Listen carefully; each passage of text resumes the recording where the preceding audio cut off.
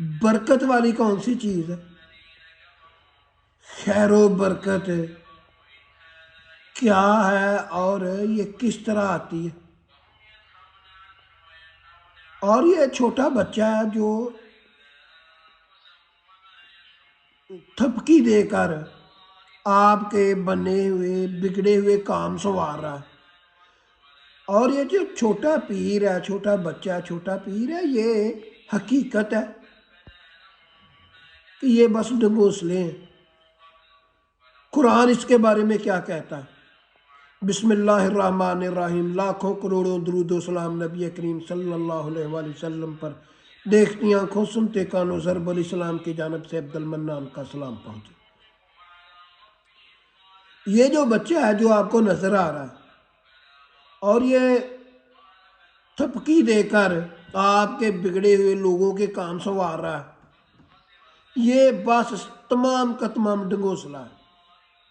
وہ اس لیے قرآن اس کے بارے میں کہتا ہے، برکت کے بارے میں، خیر و برکت کے بارے میں، یہ کیا ہے؟ یہ اللہ کی رحمت ہے، یعنی کہ جب آپ کے الٹے ہوئے کام سیدھے ہونے لگے، جس کام سے، اسے برکت کہتے ہیں، رحمت کو برکت کہتے ہیں، اور یہ رحمت اللہ کی رحمت ہے۔ قرآن اس کے بارے میں کہتا ہے، تبارک الذی بیدہ الملک وہو علی کل شیء قدیر۔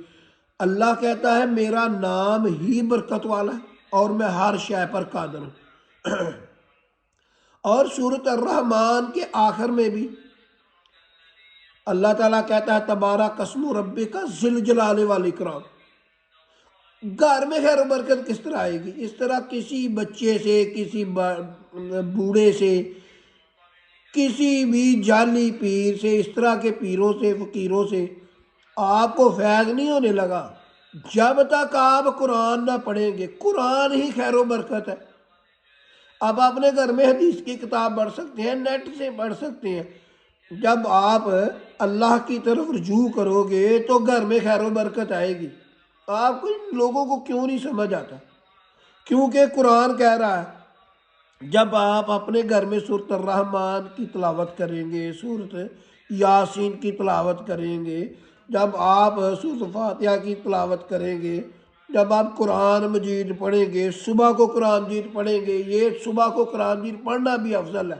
کیوں افضل ہے؟ اس لیے کہ صبح کو فرشتوں کی تبدیلی کا وقت ہوتا ہے، اور عصر کے بعد بھی فرشتوں کی تبدیلی کا وقت ہوتا ہے، وہ اس وقت بھی پڑھنا افضل ہے۔ قرآن مجید ہر وقت ہی پڑھنا افضل ہے۔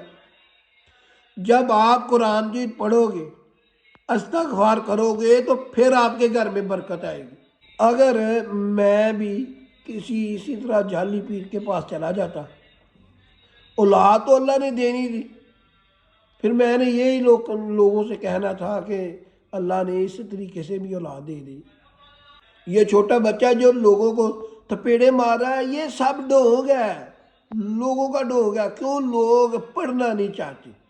لوگ چاہتے ہیں اسی طرح بغیر اللہ کو یاد کیے، بغیر نماز پڑھے، قرآن جی پڑھے، آپ کا کام ہو جائے۔ اس طرح تو نہیں ہوتا، کیونکہ قرآن کہتا ہے اللہ تعالیٰ نے تمام کائنات کو جکڑا ہوا ہے، اس کے علم نے، اس کی طاقت نے، اس کے حکم سے پتا بھی نہیں گرتا جو اللہ کے علم میں نہ ہو۔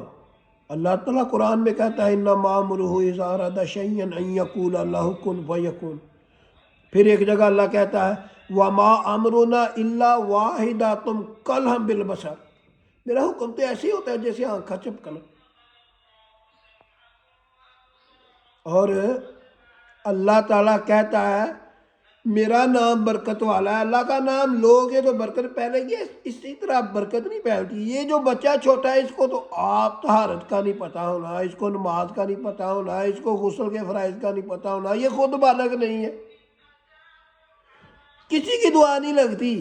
دعا انسان کی آپ لگتی ہے جب وہ وضو کرتا ہے، نماز پڑھتا ہے، قرآن مجید پڑھتا ہے، پھر دعا قبول ہوتی ہے۔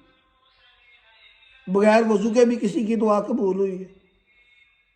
یہ جو 2 نمبر گداگر جن کا حق بھی نہیں ہے مانگنے کا، لینے کا، ان کو آپ پیسے دیتے ہو، وہ دعا دیتے ہیں، ان کی دعا نہیں لگتی۔